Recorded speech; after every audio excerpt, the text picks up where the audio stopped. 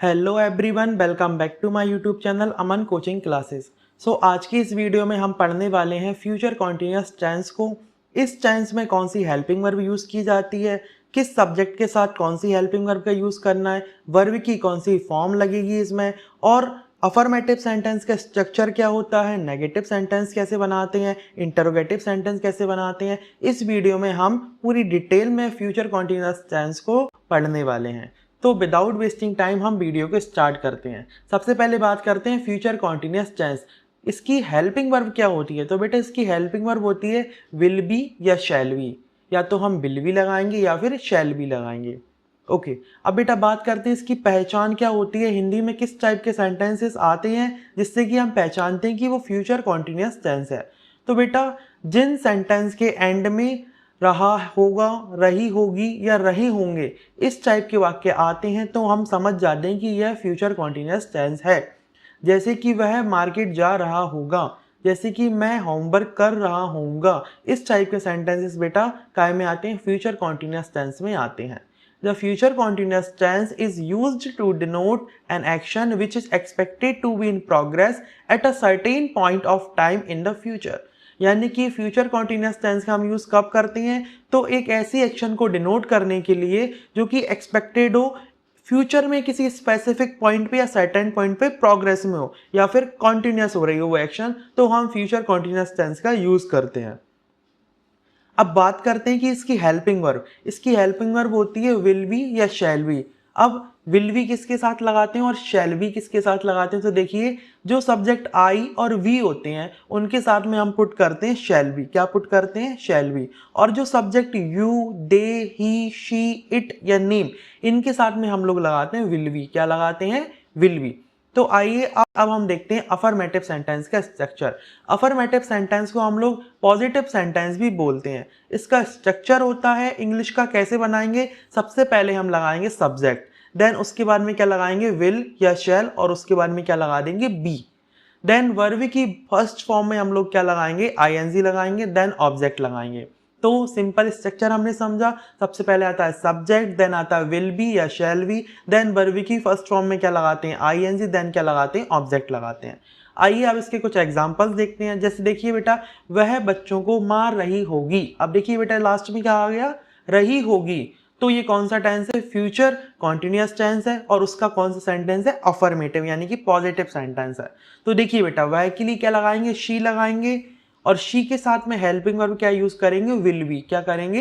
Will be. अब देखिए, मारने के लिए क्या बोलते हैं? बीट। देन बीट की फर्स्ट फॉर्म में आईएनजी लगाएंगे तो क्या हो जाएगा? बीटिंग। तो she will be beating her child. She will be beating her child. Simple. Next example देखिए, हम सिनेमा हॉल में फिल्म देख रहे होंगे। हम सिनेमा हॉल में फिल्म देख रहे होंगे। तो क्या बनेगा बेटा? हम के लिए लगाएंगे वी, देन वी के साथ में क्या लगाते हैं? शैल भी लगा सकते हैं और विल भी लगा सकते हैं। मॉडर्न इंग्लिश में हम लोग आई और वी के साथ भी विल का यूज कर सकते हैं। तो विल भी सही रहेगा और शैल भी सही रहेगा, आपको दोनों में से कोई भी यूज कर सकते हैं। तो देखिए, वी विल बी वॉचिंग। देखिए, देखने के लिए क्या बोलते हैं? वॉच। देन वॉच की फर्स्ट फॉर्म में हमने लगाया आईएनजी, तो क्या हो गया? Watching. We will be watching movie in cinema hall.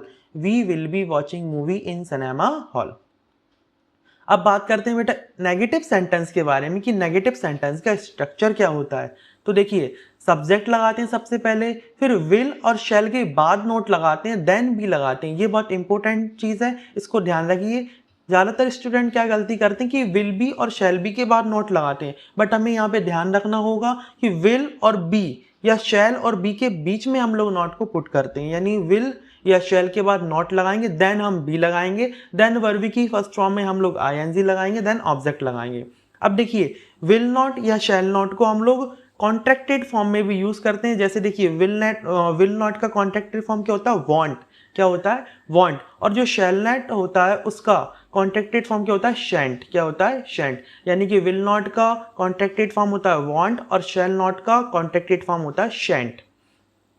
For example, अब देखिए बेटा इसके एग्जाम्पल लिखते हैं। राधा अपना पाठ याद नहीं कर रही होगी। राधा अपना पाठ याद नहीं कर रही होगी। अब देखिए बेटा क्या आ रहा है? नहीं कर रही होगी। देन ये क्या कौन सा टेंस हो गया?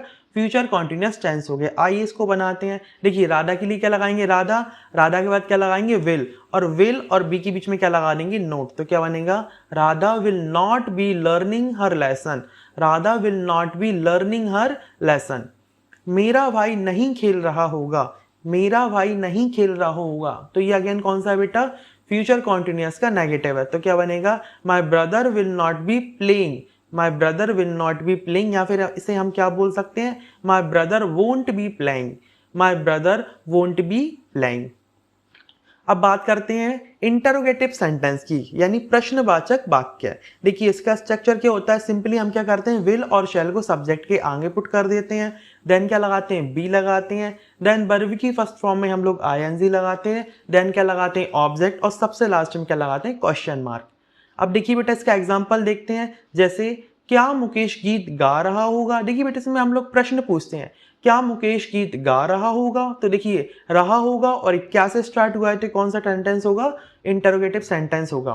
देखिए तो सबसे पहले क्या देखेंगे, मुकेश, मुकेश क्या है बेटा, सिंगुलर, तो इसके साथ में क्या लगाएंगे, विल, तो will Mukesh be singing a song, क्या बनेगा, will Mukesh be singing a song.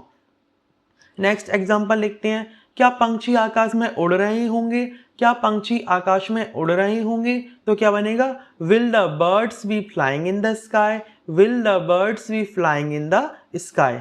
ठीक है, अब नेक्स्ट बात करते हैं बेटा इंटरोगेटिव सेंटेंस की, जो कि WH वर्ड से स्टार्ट होते हैं। WH वर्ड आप लोग जानते ही हो क्या क्या होते हैं, व्हाट होता है, व्हेन होता है, व्हाई होता है, हु होता है, वेयर होता है, ये सब क्या होते हैं, WH वर्ड्स होते हैं। जब भी सेंटेंस में कभी भी हम लोग सेंटेंस में इस टाइप के WH वर्ड का यूज करते हैं, तो इसका स्ट्रक्चर क्या होता है, सबसे पहले हम WH वर्ड को लगाते हैं, देन विल या शैल को लगाते हैं, देन सब्जेक्ट को लगाते हैं, फिर बी लगाते हैं, फिर वर्ब की फर्स्ट फॉर्म में आईएनजी लगाते हैं, then object, then question mark.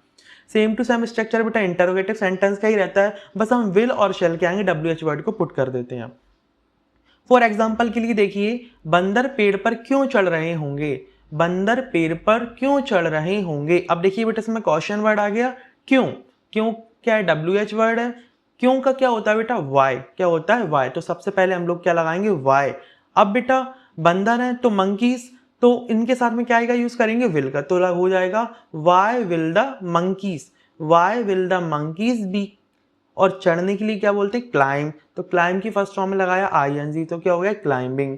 और ट्री पर तो ऑन द ट्री, तो क्या बन गया पूरा sentence, why will the monkeys be climbing on the tree, why will the monkeys be climbing on the tree. Next देखते हैं, तुम क्या चाह रहे होंगे, तुम क्या चाह रहे होंगे। अब देखिए क्या आ गया बेटा, इसके लिए क्या लगाएंगे, व्हाट, तो what will you be looking for, what will you be looking for. तुम किसको पढ़ा रहे होंगे, तुम किसको पढ़ा रहे होंगे, तो क्या बनेगा, whom, किसके के लिए क्या लगाएंगे बेटा, whom, और यू के साथ क्या लगेगा, विल, तो क्या बनेगा, whom will you be teaching, whom will you be teaching। Simply बेटा ये देखा हमने इंटरोगेटिव सेंटेंस का स्ट्रक्चर। अब हम बात करते हैं कुछ प्रैक्टिस क्वेश्चन की। आइए अब हम देखते हैं कुछ एग्जांपल्स किसके, फ्यूचर कॉन्टिन्यूअस टेंस के। तो सबसे पहले देखते हैं बेटा फर्स्ट एग्जांपल हमारा क्या है, सीता मधुर गीत गा रही होगी, क्या है, सीता मधुर गीत गा रही होगी। तो देखिए बेटा रही होगी, तो ये कौन सा टेंस है, फ्यूचर कॉन्टिन्यूअस टेंस है। अब क्या बनेगा इसका, Sita will be singing a sweet song, क्या बनेगा, Sita will be singing a sweet song. Next example, प्रधानमंत्री नरेंद्र मोदी स्टेज पर भाषण दे रहे होंगे, तो क्या बनेगा, the prime minister Narendra Modi, क्या है सब्जेक्ट बेटा पूरा, the prime minister Narendra Modi will be giving, देखो देने के लिए क्या बोलते हैं, गिव, तो गिव में आईएनजी लगेगा तो क्या हो जाएगा, गिविंग। तो प्रधानमंत्री Narendra Modi will be giving speech on the stage, giving speech on the stage. Next बेटा, सिपाही चोर को पकड़ रहे होंगे, सिपाही चोर को पकड़ रहे होंगे, तो क्या बनेगा, the constable will be catching the thief, the constable will be catching the thief. Next example, मेरा भाई नहीं खेल रहा होगा, मेरा भाई नहीं खेल रहा होगा, तो बेटा ये कौन सा टेंस है, ये फ्यूचर कॉन्टिन्यूअस टेंस है, लेकिन उसमें सेंटेंस कौन सा है, नेगेटिव, तो क्या बनेगा, my brother will not be playing, या फिर क्या बनेगा, my brother won't be playing. वह पतंग नहीं उड़ा रहा होगा, वह पतंग नहीं उड़ा रहा होगा, तो क्या बनेगा? He will not be flying a kite, he will not be flying a kite.